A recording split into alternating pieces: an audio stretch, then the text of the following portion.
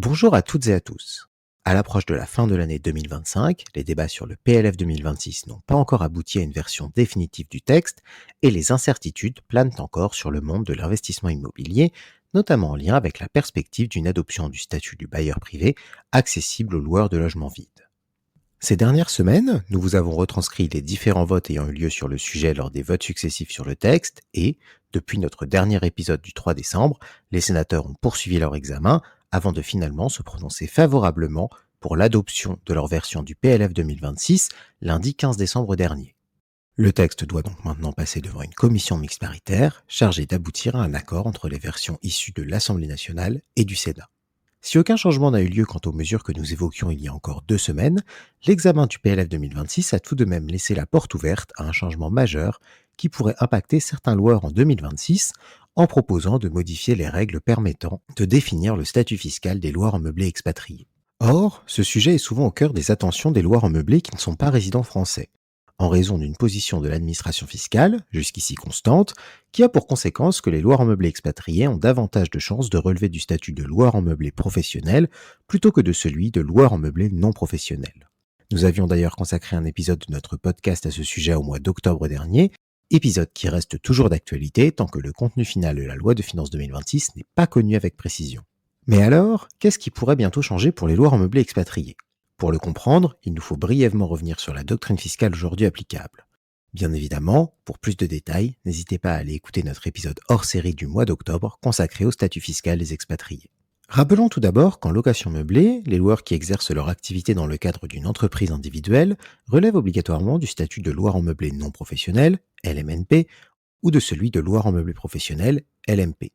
Or, l'appartenance à l'un ou l'autre de ces statuts est déterminée par les règles fixées par l'article 155 du Code général des impôts. Ainsi, sont considérés comme LMNP les loueurs qui remplissent l'une des conditions suivantes, à savoir générer des recettes de location meublée annuelles pour l'ensemble des biens meublés inférieurs à 23 000 euros,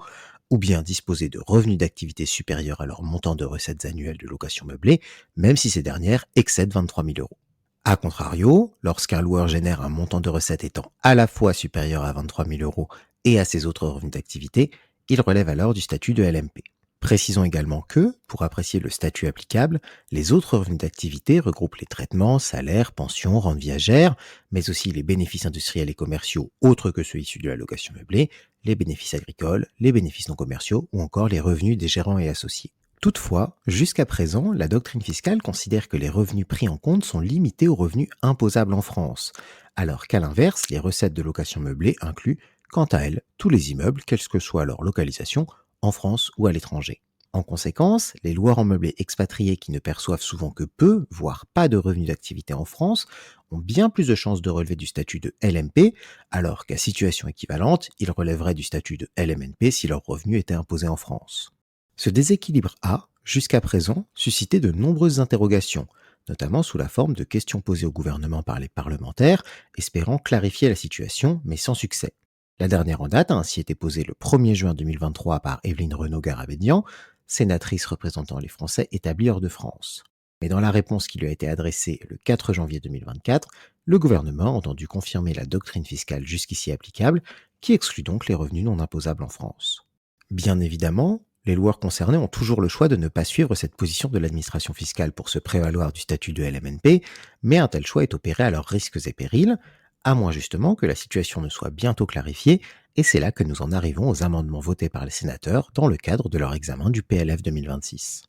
En effet, 2 amendements, le I-2652 rectificatif bis et le I-2553 rectificatif, sont venus apporter des modifications à l'article 155 du Code général des impôts afin de clarifier les règles permettant de déterminer le statut fiscal des loueurs en meublé expatriés. Si ces amendements adoptés par les sénateurs devaient figurer dans le texte final, ils permettraient donc de trancher une question fiscale récurrente ces dernières années, sécurisant ainsi la fiscalité des loueurs en meublé non résidents. Le but de ces 2 amendements est simple, une modification de l'article 155 du Code général des impôts afin d'y inscrire clairement que, pour la détermination du statut fiscal, l'ensemble des revenus de même nature et soumis à un impôt équivalent à l'impôt sur le revenu dans l'état de résidence sont pris en compte. Dans l'exposé des motifs, petit texte ayant vocation à expliquer les motivations des rédacteurs d'un amendement, ceci indique vouloir mettre fin à une asymétrie de traitement, mais aussi se conformer aux droits de l'Union européenne, en soulignant que la Commission européenne a informé les autorités françaises de son analyse, suivant laquelle les règles de calcul du critère de prépondérance des recettes tirées de l'activité de location meublée mise en œuvre par la France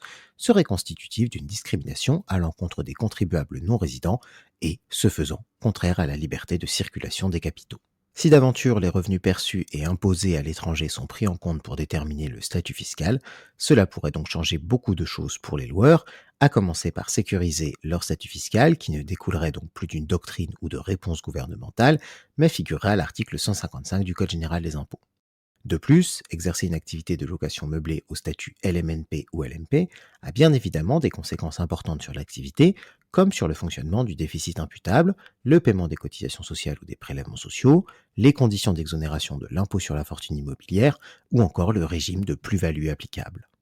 Ce dernier point pourrait d'ailleurs à lui seul bouleverser de manière importante l'activité des loueurs en meublé qui passerait du statut de LMP à celui de LMNP, notamment parce que, dans le cadre du régime de la plus-value des particuliers, applicable au LMNP, l'imposition de la plus-value ne se déclenche qu'en cas de vente et non pas à la cessation de l'activité, quel qu'en soit le motif. Et encore, même dans le cas d'une vente, il est possible d'être exonéré de plus-value au statut LMNP, notamment si le logement loué devient la résidence principale du loueur pendant plusieurs années avant la vente, ou encore si le logement loué est vendu afin de financer l'achat de la résidence principale du loueur, deux situations dans lesquelles les loueurs en meublé expatriés qui souhaiteraient revenir vivre en France pourraient se reconnaître. Bien entendu, il reste tout de même important de préciser que le texte définitif du PLF 2026 n'est pas encore connu et que ces amendements ne sont donc pas encore applicables. Mais leur présence dans les débats montre tout de même que le sujet a été entendu par une partie de la classe politique qui souhaite donc y apporter une réponse claire. D'autant que, même si ces amendements étaient absents du texte final, les loueurs expatriés pourraient également espérer un changement de doctrine de l'administration fiscale qui semble avoir perdu le soutien du gouvernement. En effet, et comme le montraient les réponses gouvernementales précédentes, le gouvernement soutenait jusqu'à présent la position restrictive de l'administration fiscale, mais lors du vote des amendements, le gouvernement a systématiquement donné un avis favorable à leur adoption, position qui tranche donc avec celle affichée ces dernières années. Affaire à suivre donc. Si vous avez aimé notre podcast, faites-le nous savoir et n'hésitez pas à vous rendre sur notre site internet, à nous suivre sur les réseaux sociaux ou encore à nous contacter directement par téléphone ou par mail à l'adresse contact@jedéclaremonmeublé.com.